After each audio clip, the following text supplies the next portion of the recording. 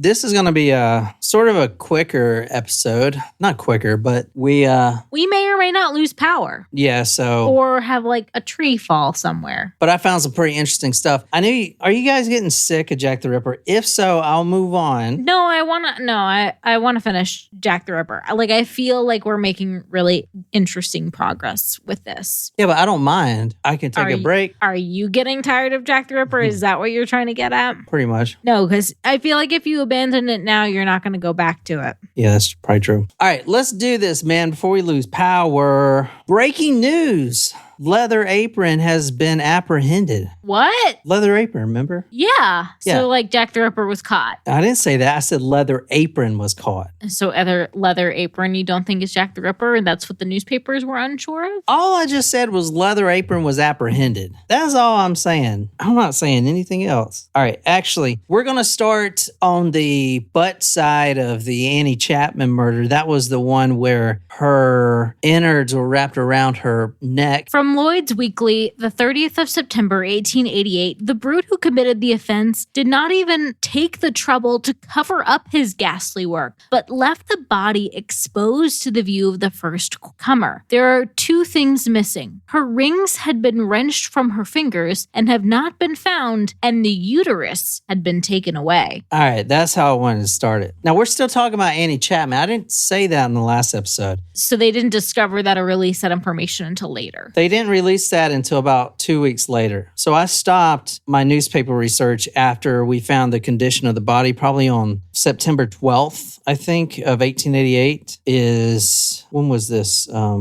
September 12th-ish. So she was killed on September 10th. Okay. And this information just came out. I mean, it came out 120 years ago, but you know what I'm saying. Day by day, it came out, not immediately, a couple days later. Yeah. I'm going to make a few redactions, though, from some of the last newspapers I read on the previous episodes. Now, the redactions are not my fault. It's just the papers come out later and they redact some things. I just wanted to make it clear that since I'm going day by day, I don't catch these until... The newspaper catches them. The newspaper catches them, which is frustrating, but it also is real, right? And this is also how fake news gets started, I guess. I don't know. So the Scotland Yard declared... Now, we're talking about Annie Chapman. She was the one that was murdered on Hanbury Street. It was 6 in the morning, daylight, a man slashes her. She says, no, someone hears. And then within a 15-minute time frame, this man slashes her, ties her bowels around her neck, ties a handkerchief around her neck, and then apparently removes her uterus, all within 15 minutes or less in broad daylight in the yard of an apartment complex that housed about 15 to 20 people at the time, most of which had awakened when they heard the body of the woman hit the side of the house. So very, very ballsy. Plus, this guy did it when the Spitalfield marketplace was open and it was packed. The street that the market was on and the murder was only separated by a wooden gate that was closed. Yep. But if you knew how to get in, there was a latch and you just open it up to get in. Okay. But you would have to know that information to know that it would be available. Got it. Yeah. These little details are so damn important. And then we talked about the barmaids. Yes. Who saw this man that freaked him out. Yep. Covered in blood. The Scotland Yard declared that the leather apron found by the side of the murdered woman was an error. There was a leather apron hanging on a nail. It was the landlady's son, who was a cabinet maker. So there was a leather apron. So here's how this worked back in the day. And I'm thinking because it was very ineffective is the reason why we do press conferences now. Because I have not seen a press conference mentioned at all. So here's what I'm thinking happens in the 1800s. A murder is committed. There's a body on the street. Constables go over there, the coroner, everyone else, and then who else? A bunch of newspaper men who are not asking questions. They're just kind of reporting what they're seeing. You know what I'm saying? And I think the cops don't want to give information. So they're literally just printing, they have creative liberty. Oh, there's an apron. It must be the killers, you know? I mean, and because the newspaper said there was an apron found by the body. Yeah. It didn't say anything about an apron hanging from a nail that is obviously used, because everyone has leather aprons, right? I mean, a lot of people did. Yeah. Yeah, that's interesting. All right, some other interesting things I found. Just real quick. One is about the anti-Semitism. That's how you say it, right? Mm-hmm. I didn't even notice this, but you know how we were saying that this Jack the Ripper is possibly Jewish? Yes. And that he was of marked Hebrew type? Mm-hmm. Okay, I didn't really understand this. At the time, I just thought, okay, that's an accurate description. But apparently their anti-Semitism has been around for a while. So I found one writer who wrote into the paper as like a column, and he said the following: no, it didn't have blood on it. That's a really good question, Martin. The apron it didn't have blood on it, and it hadn't been used in a while. It was there so the landlady's son can go down and check the cellar, and that's about it. But it was just hanging on the fence area, you know? That's a really good question, though. Yeah. But you can see how this is just, it gets out of hand really quick. And this is what's frustrating about doing this case front to back, because like I'm falling into all this stuff, right? Anyway, about the anti-Semitism, some guy wrote in, the ignorant denizens of Whitechapel have become possessed of the idea that some dissolute Jew has committed the horrible crimes upon two outcast women. They argue in their own rude way that a person born within the pale of Christian society could never have committed crimes so appallingly savage. Therefore, they jump to the conclusion that only a mouster among the Hebrew community committed the atrocities. At present, there is a fear that an anti-Jewish agitation may spring out of the present unreasoning prejudice. Interesting. Good for that writer to submit that to the newspaper and call him out on it. Yeah. I'm telling you, this leather apron. So why aren't the police arresting Leather Apron? Because I'm telling you, every paper is just like, Leather Apron, he's described as this. Well, they did it to sell more papers. I mean, this whole Leather Apron thing gets real out of hand. I'm telling you. Yeah. You know, I thought it may have been just a little blip, but it is literally in every paper. I mean, but there are still like the rumors about Leather Apron, or are you saying you think that maybe they're just rumors? Like maybe this isn't a thing that's happened a lot? What has the whole Leather Apron like leaves women half dead or something, you know, whatever. Oh. You think that's just I don't know. made up? I'm not ruling out Leather Apron. I'm just saying he was arrested. What about We're going to talk about the man that. in the bar? The man in the bar that was covered in blood? He was never caught. But we think that was real, as far as we know so far. Yes. Real as in Jack the Ripper, I don't know. Yeah, but real as in like that was a real human. Yeah, that was a real human being, because you get the barmaid and the guy that chased him. That's two people. Okay. Yeah. Okay. So anyway, some other interesting things about Annie's murder is they did find some newspapers close by that had blood wiped on them. So like someone's hands. Smeared, yeah. Also, this is interesting. This is interesting right here. Oh, dude, this is a Jack the Ripper rabbit hole. This is what this episode is. I want you guys to decide which direction I'm going to take this. You're going to see why here in a second. You're going to see why this is so damn frustrating. So I'm going to need your help. That's why I'm doing this. It's not like a real episode. It's just kind of like, where am I going with this? Anyway, well, you'll see what I'm saying. I need to stop digressing. All right. Some other interesting things is this is when, after the Annie Chapman murder and all the newspaper drama and the Leather Apron, citizens, even though it's the lower end of society, the East End, they are starting to take matters into their own hands, threatening to lynch people that they think, like no one's wearing a leather apron now. Literally. It's in the paper so much that even people that wear it all the time, like butchers, will not wear it. They'll just go home with their clothes all bloody and, you know, worn. Yeah. That makes sense. You would not dare put on a leather apron at this point. It is all over the papers. And the big question is why police aren't arresting this guy. All right. So anyway, what I was saying is the fear became so real that the local medical students at the university began wearing dresses, like cross-dressing, going out at night, pretending to be prostitutes, hiding revolvers in their dresses, kind of like a sting operation. I mean, that's what it was. Like the Reno 911 episode.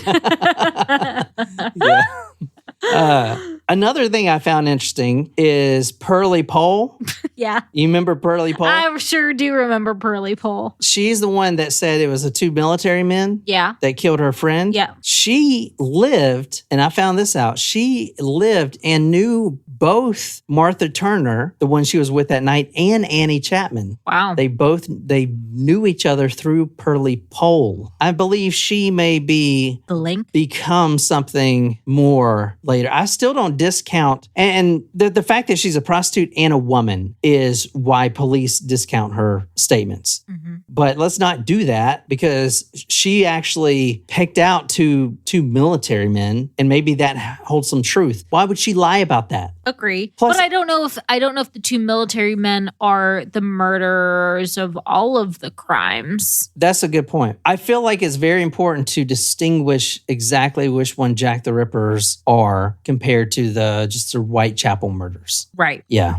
Also, what I didn't tell you is Annie Chapman's pockets were emptied and, quote, the arrangement of their contents with business-like precision in order near her feet. Interesting. Kind of interesting, isn't it? Yeah. So going back to the leather apron for Martin right quick, the guy who owns that leather apron is the son of the landlady, the one who owns the building. His name is John Richardson. He checked the cellar that morning, and there's a paper of him being interviewed. The reason he checks the cellar in the morning is because a couple weeks ago, there were, I believe, 2 saws and maybe like 2 shovels stolen. Something to that effect. So he checks it. There's a padlock on it. He checks it every morning. But he said in the papers that spot where Annie Chapman was murdered is a prime spot for immoral activity, sex, paid sex from a prostitute. Mm-hmm. He said that he has on many occasions walked outside and caught 2 people in the act. Awkward. And had to shoo them off the property many times. So here, the reason that's important is because Annie Chapman, are you reading ahead? You better not be. No, I'm not. All right. Annie Chapman was there to make money. Right. Like, why else would she be there? So we also know that she screamed out, no, or at least said that. Okay.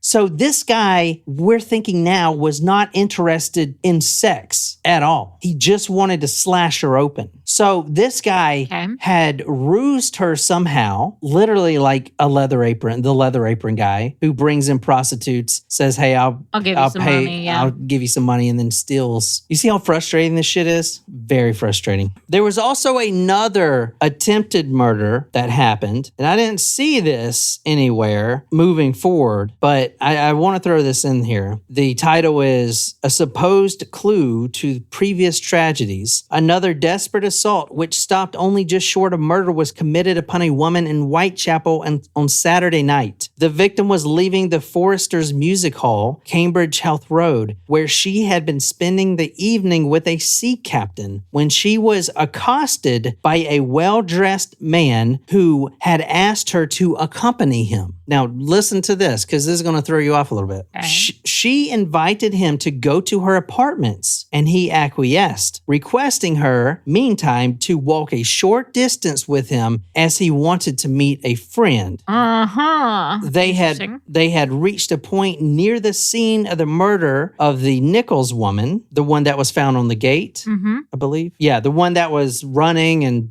banging on the doors. Yep. I think. There's so many, I can't even get them. Anyway, they had reached a point near to the scene of the murder of the woman Nichols when the man violently seized his companion by the throat and dragged her down a court. He was immediately joined by a gang of women and bullies who stripped the unfortunate woman of her necklace, earrings, and brooch. Let me back up. He was immediately joined by a gang of bullies. He was immediately joined by a gang of women and bullies. Women and bully. It didn't say men. This is so interesting. That is interesting. Because guess who knew both of them? Pearly Pole. Roly poly. Damn, that last message there from Brandon. Shit, you may be right on, my brother.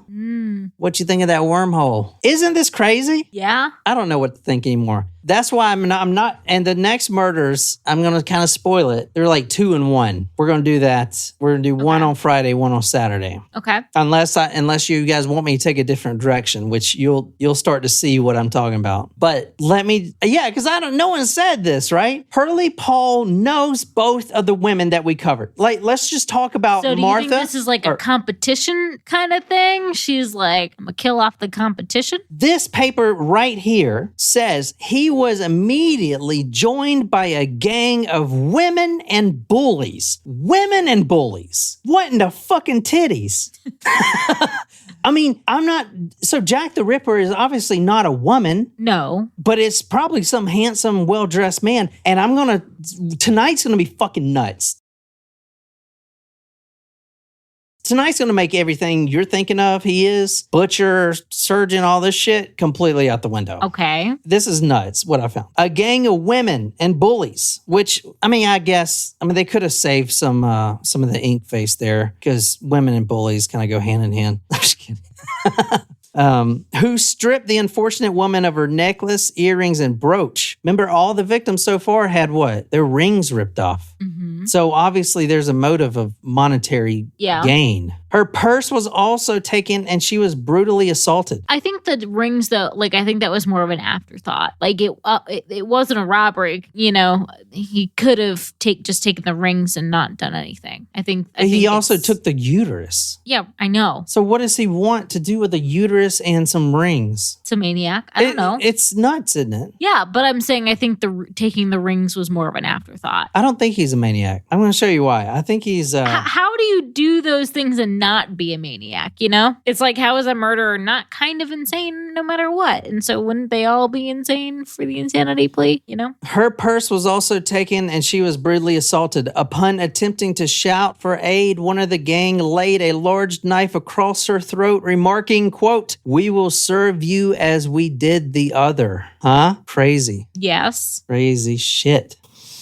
So let me talk about this Leather Apron. Who was arrested, which we're about to talk about. Leather Apron, and this is from one of these papers here. I think I put this one on the Discord. He carries a razor-like knife and 2 weeks ago drew it on a woman called Widow Annie. Mm-hmm. Annie Chapman. Mm-hmm. 2 weeks before, this is before the murder, he drew it on a woman called Widow Annie as she was crossing the square near London Hospital, threatening at the same time with his ugly grin and his malignant eyes to, quote, rip her up. He is said to be one of several men who live by this horrible system of terror and blackmail. So it's a gang.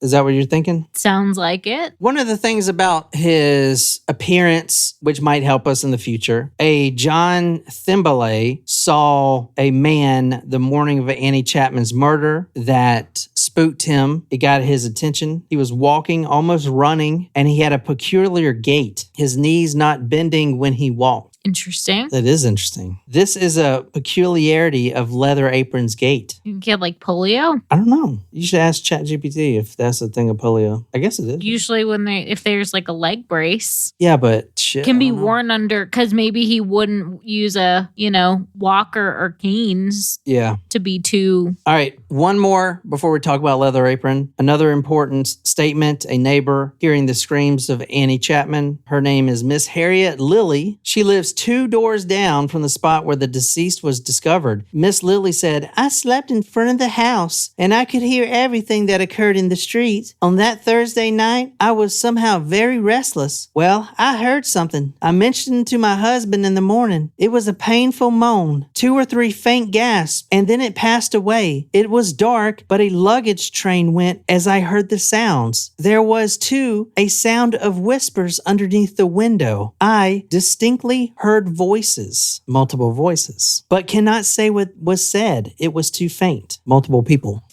Let's talk about this guy. Do you think though the multiple people could have just been one person plus victim, not necessarily the gang, like a potential victim? Maybe.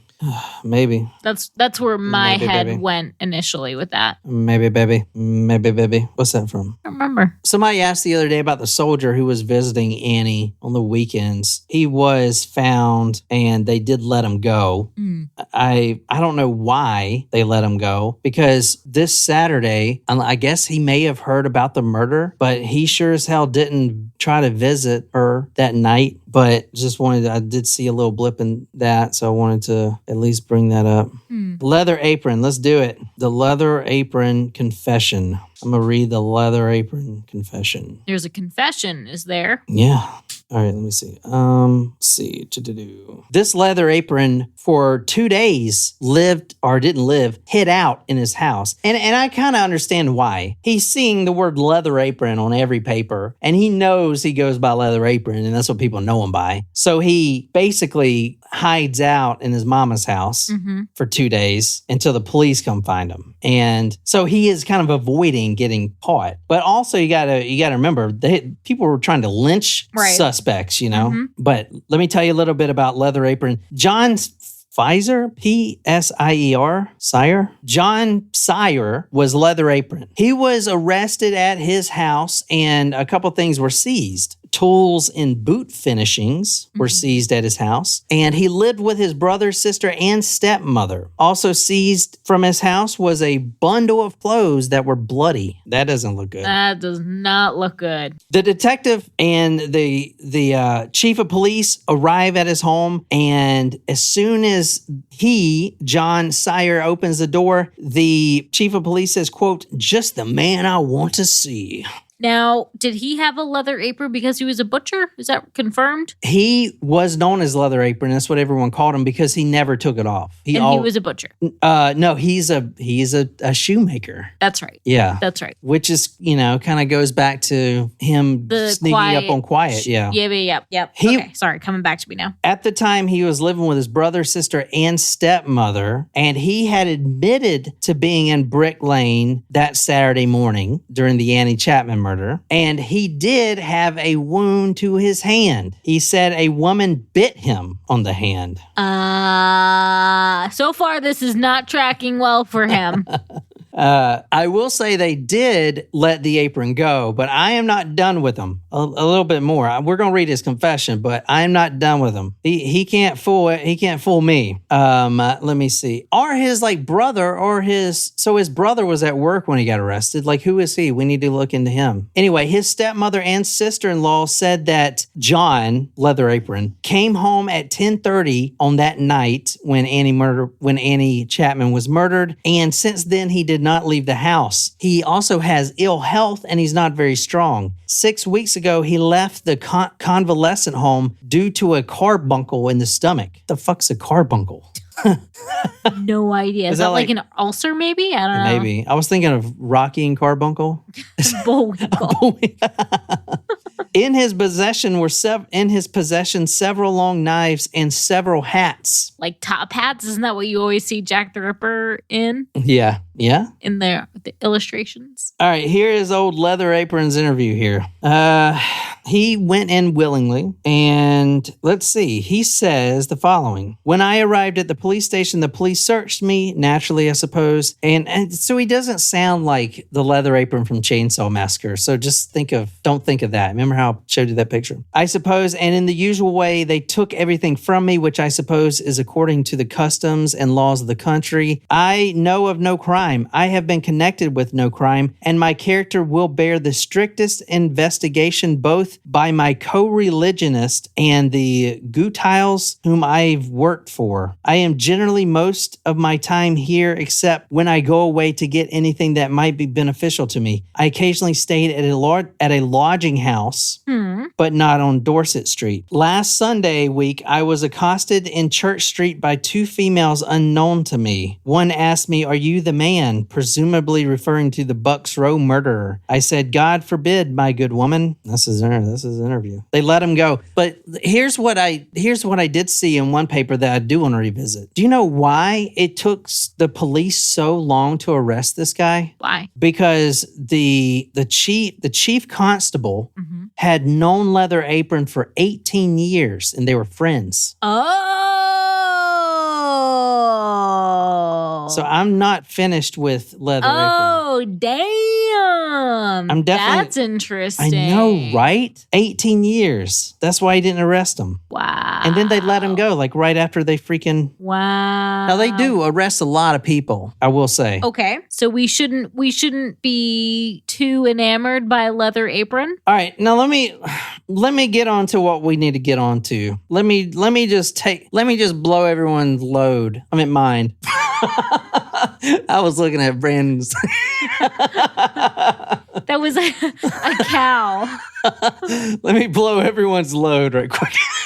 All right. Before I get into this, which is going to drive you nuts and blow your mind. I do like these chairs. So comfortable. I know. You were talking shit about them. Well, they're just hard to get out of. Yeah. I want to talk real quick about the jaw, because this is very interesting. The jaw. Do you remember how I said on both victims, there were distinct bruising on the jaw? Mm-hmm. All right. So there was a redaction by the coroner. He said that during his first examination, he said that this was maybe because she was slapped around or whatever. But the coroner says, it appears to me necessary that all the evidence that you ascertained from the post-mortem examination should be on the records of the court for various reasons. However painful it may be, it is necessary, yada, yada. He talks about how he needs to retract an initial statement and because new evidence. He said basically, the coroner said that the chin being bruised was being slapped around. However, this is very interesting. On the last occasion, just before I left the court, I mentioned to you there were reasons I thought the perpetrator of the cut upon the woman's throat had caught hold of her chin, and it was in consequence of being immediately able to read the notes that I was unable to come to that conclusion. I should like to follow that up. On the lower jaw, there were 3 scratches, 1.5 to 2 inches below the lower lobe of the ear, going in contrary direction to the incision in the throat. These were of recent date. That means she wasn't bruised prior to being killed by some other man. This was on the date. There was a bruise on the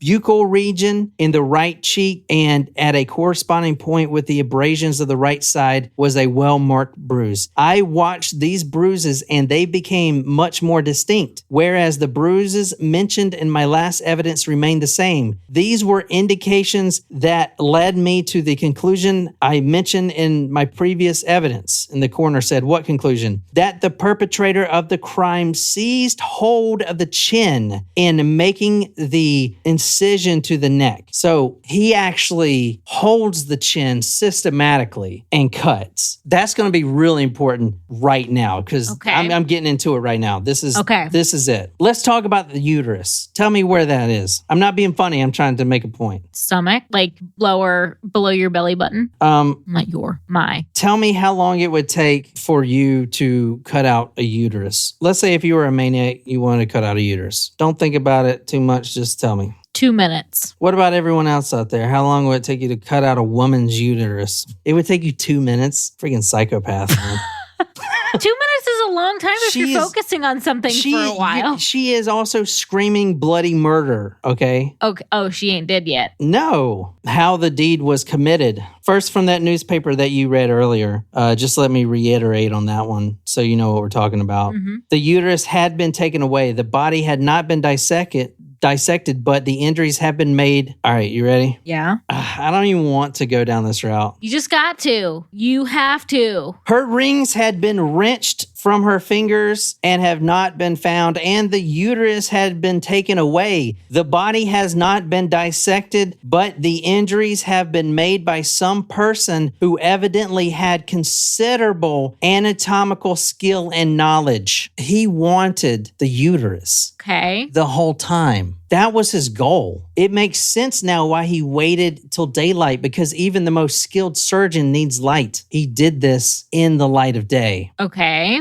So this is where the surgeon doctor thing comes in. By some person who evidently had considerable anatomical skill and knowledge. I'm reading this straight from the paper. There are no Yeah, I was thinking, is more than one uteri? There are no meaningless cuts. Now listen to all of this. It's very important. Don't look at your computers, listen to this. I'm not. So there's no poking around looking for it. There are no meaningless cuts. Let's go back to timeline real quick. The body was found a little bit before 6. The last guy there was at like 5:35, 5:40. So within a few minutes, within 5 minutes or less, the organ had been taken by one who knew where to find it. What difficulties he would have to contend against and how he should use his knife so as to abstract the organ without injury to it. It's a small thing, could very well get punctured. No unskilled person could have known where to find it or have recognized it when it was found. For instance, no mere slaughterer of animals could have carried out these operations. There's your horse killer. There's your horse slaughterer. It must have been someone accustomed to the post-mortem room. The conclusion that the desire was to possess the missing organ seems overwhelming. If the object were robbery, the injuries to the viscera were meaningless, for death had previously resulted from the loss of blood at the neck. The difficulty in believing that the purport of the murderer was the possession of the uterus is natural. It is abhorrent to our feelings to conclude that a life should be taken for so slight an object. But hold on. It gets a little bit better. Brandon, apparently it would only take you 30 seconds if you know all that. Yeah. Hold on a second. It gets a little better. So that it kind of I'm about to go crazy with it. It kind of makes the robbery of the ring seem so stupid. It almost makes it like, here, I want them to think. It's an afterthought. No, I think it's more like I want them to think it's a robbery. This guy is stealing fake rings, but he is skilled in the most delicate of anatomical surgery. You don't think he would know what a fake effing ring is? There's no point in taking it. He wants the uterus for other reasons. Interesting. I mean, has this... Brandon had said, you have to cut down to the pubic bone is partially in the way. And that's what made me say that comment. And he says, I've seen 3 kids emerge. Ain't too many other spots for it to be. Jesus Christ. That's gross, man. Can you imagine a baby's face coming out? Like, what comes out first? Some people call that beautiful. Yeah, I guess. I hear that a lot. Yeah. But what do you think? Are you thinking it's the... Well, now all of a sudden we're nowhere near a cobbler unless he moonlights as a mortician or a surgeon, Now we're at someone in a medical or somebody who works with dead people.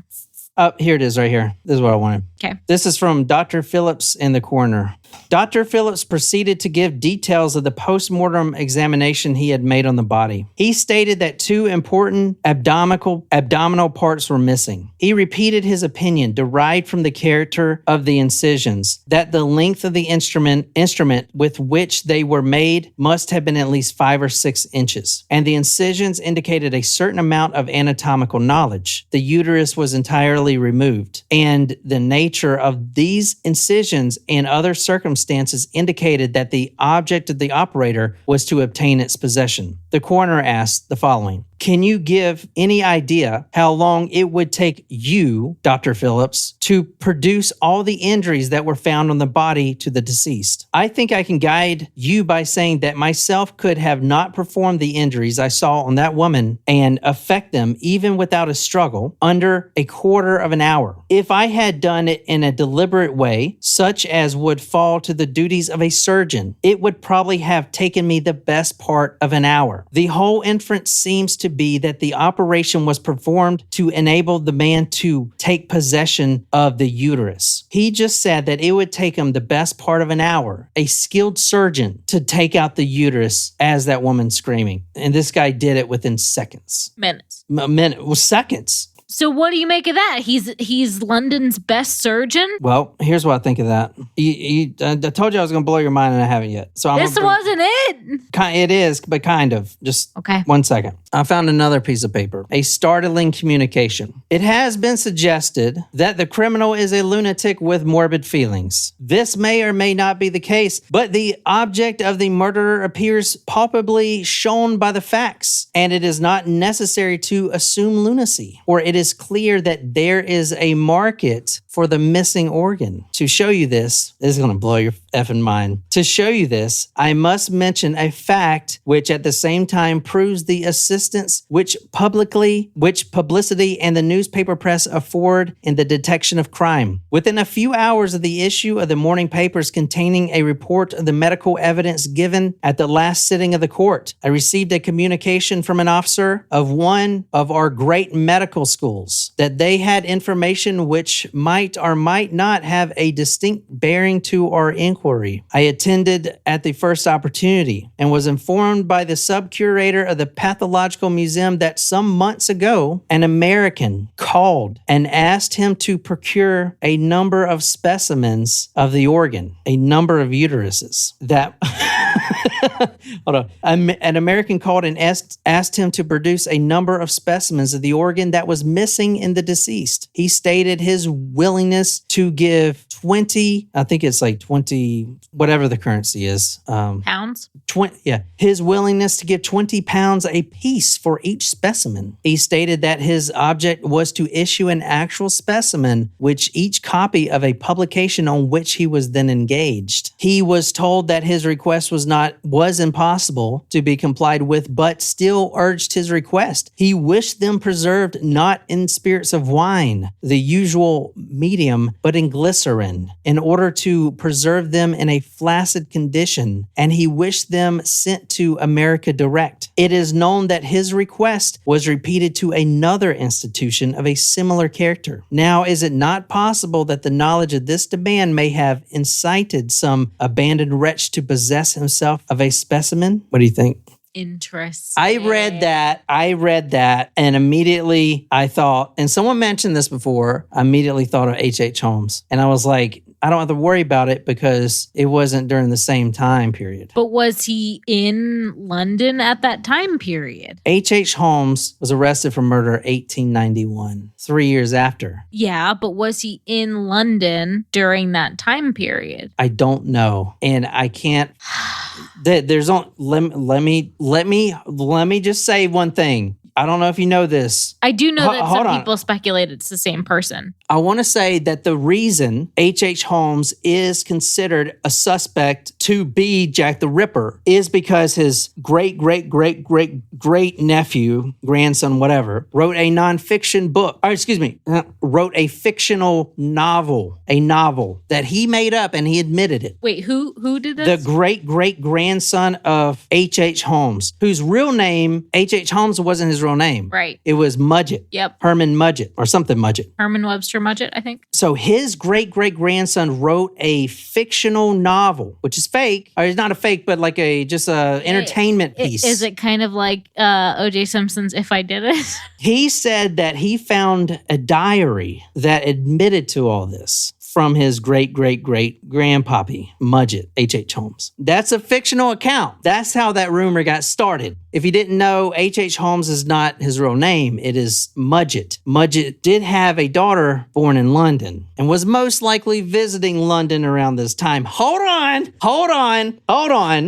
But there's something else that I'm still researching that is driving me crazy, and this is what I want your help on. Let's talk about the description of the man they think is Jack the Ripper. In addition to his former description, we should know that, and this is from a witness, we should know that he was a foreigner, a little taller than the deceased, with a, quote, brown deerstalker hat on his head. He was seen wearing a dark coat on his back and a brown deerstalker hat. So I looked up, well, what's a deerstalker hat? Do you know? It's the hat that is seen by H.H. Holmes being worn? This is a deerstalker hat. I don't know if you guys can see that. Sorry, it's not hooked up. Oh, yeah. Like a Sherlock Holmes hat. Like a what? Sherlock Holmes. Like a what? Sherlock Holmes. H.H. Holmes is an alias, most likely made up from Sherlock Holmes, who wore this hat all the time. Jack the Ripper was seen with the same type of hat that Sherlock Holmes wore. H.H. Holmes was one of many aliases, but it is very interesting that around the same time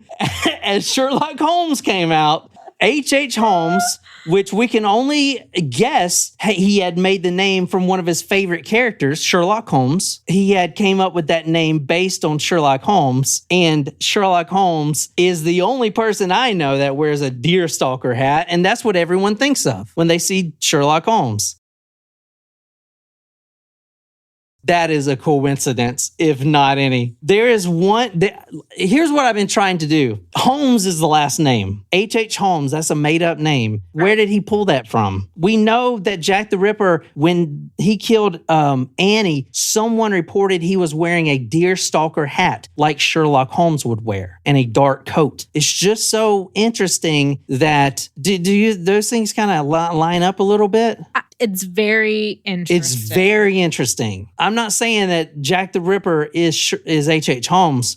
We got another hot lead. But here's where I'm at. H.H. Holmes was a very good surgeon, and he spent a lot of time in the post-mortem room because he was digging up bodies. No one really knows this because they all think of the murder castle. H.H. Holmes, to best put it, do you remember that Nico Cloud book we read about that vampire who he was just this kid who really loved dead bodies, and he started to work in the post-mortem room, and he would the bodies would talk to him. He was just real fucked up and deranged. He's still alive. He's out of prison. You remember that guy? I remember the name. Yeah, so reading his book, he's a lot like H.H. Holmes was. He was obsessed with the dead. H.H. Holmes dug up a lot of bodies before he became the murder castle guy. Yeah. Okay? I mean, a lot of bodies. So he would have knowledge in the post-mortem room more than just a regular surgeon would. He has a daughter that was born in London. And at this time, in this same month,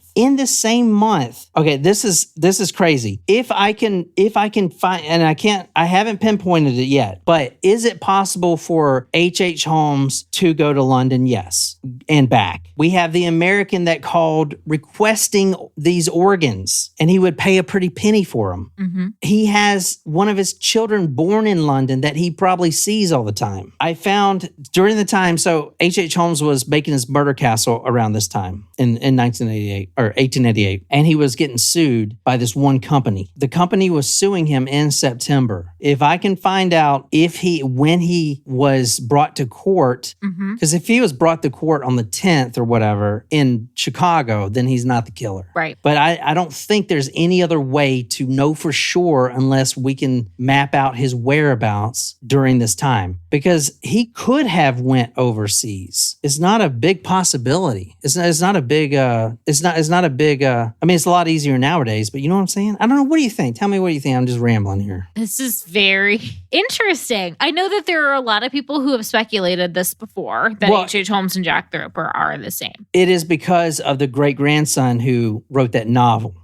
He put it out as a novel, and obviously when he went on book tours or whatever, I didn't read it, but this is what I've kind of researched. He said he found these diaries. And here's the thing about H.H. Is that bullshit to sell the book, or? Well, here's the thing. Here's the thing about H.H. Holmes. We all think of him as the Chicago Fair murder house. Mm-hmm. No, he's done a lot more than that. Like, he's killed people on the road that were not even connected to the murder house. You know, he's done a lot of killings. Right. Not just in his murder house. So I can easily see him doing this. And the deerstalker hat that Sherlock Holmes wears is just driving me up the effing wall. So you think he's bringing the uteri back with him to America? I don't know. I want you to tell me, what do I need to do? Should I start on H.H. Holmes since it does intersect? I mean, mean, H.H. Holmes is, I could go into his medical practices where he's digging up bodies. I do think we should finish the Jack the Ripper first because you'll know whether or not H.H. Holmes can be ruled out when you finish the timeline of Jack the Ripper. Yeah. And then I think he can't be ruled out. Not at this point. H.H. Holmes wasn't arrested till years later and in Chicago. Mm-hmm. No, I know, but we need to know when all the murders were for Jack the Ripper. All right. Like at least the canonical ones. So that'll be this week and I'll finish that. Okay. And then we'll start on HH. Because there are more Whitechapel murders and there's more Thames murders, even after the Jack the Ripper murders. You know that, but right? They may not all be the same person, though. Like the one with the uterus is different. Different than what? The other ones? Yeah. That's what I'm thinking too. I'm thinking this canonical 5 thing is bullshit. Maybe. But you remember at the one we just talked about with the uterus, he wrote on the wall, 15 more to go or something. Was it like 5 down, 15 more to go? So he not only got the uterus out. So here's what he did. Okay. So he didn't take the uterus when she was alive or she was dying, but he methodically, and I've heard this well-dressed man plenty of times. He lured her in there. He was a well-dressed man who lured her in. Immediately when they got in there, he grabbed her jaw at a specific place like he's done it 100 times. And he immediately, remember how I said he stabbed in the side of the neck? Mm-hmm. And I thought that was weird. Yeah, he was just severing the windpipe so she wouldn't scream. As soon as he did that, he goes straight for the gut and slices it open and still holding the neck so she can't scream, or the jaw, still holding the jaw so she can't scream. And then just reaches it in without damaging the uterus and pulls it out. Then he writes something on the wall. And then he escapes in broad daylight. I mean, dude, I get the surgeon thing now. She just like could see Stella's eyeball was like right there in the corner. Like, guys, I'm trying to do this story well. I know I'm harping on this but I want to throw a name out, dude, because I think I can bring something to the table, if not a lot, something. Well, I think we have to finish like going through the murders, whether the canonical 5, the Whitechapel murders. I think we have to go through them because we want to know which of those are so surgical in this manner that we can say, okay, that's one that we're going to have to hang on to dates and time frames and whether that's going to track with H.H. Holmes's timeline. So I do think we kind of have to finish the rest of the Whitechapel murders. What do you guys first think? Would be my recommendation. The next 2. Because otherwise I feel like we're not going to finish Jack the Ripper either. Yeah, you're right. And are you guys okay with that? I know like doing one story for like 10 episodes. Is that okay with you guys? I just hope I'm not losing anyone, because I know it's a lot. Especially if you're not into Jack the Ripper, you're like, what the fuck? I mean, you could just like make this whole standalone podcast. But like, I came into this. I mean, I've been doing this for a while, Like, who is throwing all these theories out? I mean, they're no better than me. Yeah. Oh my God. If I was to do Dahmer now, it'd be 30 episodes. But see, it's different though, because Dahmer is caught. I bet. But I think the exciting thing is we might be able to piece this together and have a real, it's not like we're going to land a conviction at this point, but I think the point is we could at least say it's possible or highly likely it's so-and-so. That'd be cool. I didn't want to believe as a surgeon, but I think you could, if you figure, if we can come with a recommendation that we feel we really stand behind with research, we could write a book about it. But that the speed at which he took that out is unmatched. Yeah. And the reason he did, so at first I thought, well, he's a maniac. What an idiot doing it at daylight. But it wasn't daylight. It was the break of dawn. You understand that? Or dusk. Which one's which? Dawn, when the sun comes up? It was the break of dawn. Does that not add a lot more weight to it? At first it's like, oh, what a fucking idiot. He almost got caught because it was daylight. But now looking at it as the break of dawn, looks like he methodically planned that. Yeah. Because he needed just a little light because there was none. He needed just a teeny bit of light and he knew exactly where to go. What the fuck? I wonder what H.H. Holmes wanted with uteruses to begin with. I don't know. Apparently we won't know until we finish Jack the Ripper. Well, I will eagerly await. What was everyone thinking out there? Shit. These chairs are comfortable. These episodes are kind of going more relaxed. Well, yeah, Brandon thinks it's to eat them. Wait, he did say in that one letter. Shit, we still got letters to do, and oh my God. There's a lot left. You guys good with it? If I just keep doing Jack the Ripper until we're fucking done with it? I bet like regular listeners are like, what the fuck? Oh shit! So is this hurricane over or what? I think it's winding down. I'm still not comfortable with the dogs walking out there by themselves. Did you get that H.H. Holmes, Sherlock Holmes thing, or am I stretching that?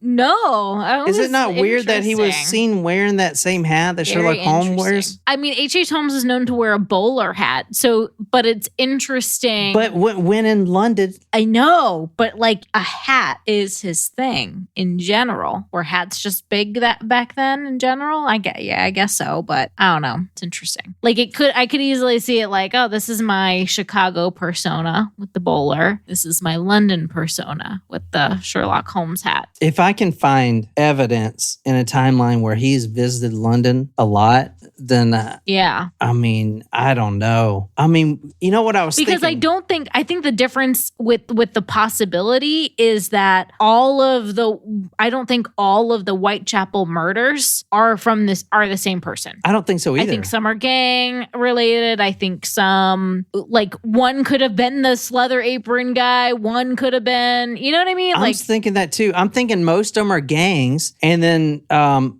H.H. Holmes is over there reading the paper like, I can get some free uteruses out of this. Or excuse me, uteri. I can get some. We don't know the correct term. I can get a couple uteri out of all this action, you know? Yeah. Stella. Anyway. I know it, Stella. So that's it. She is like, I want to go explore in the hurricane. This is a rabbit hole. Yeah. I want to start a podcast. If I start a conspiracy podcast about rabbit holes, I want to name it Rabbit's Hole, like it's butthole. Down the rabbit's the hole. boys' hole. Rabbit's hole. People are like, what? You got to pay the toll to get in the rabbits. And it'd be like the front of the cover would be like his tunnel going down, and then a rabbit would be looking back smiling. Or, you can use like from the Bob's Burgers episode. Yeah.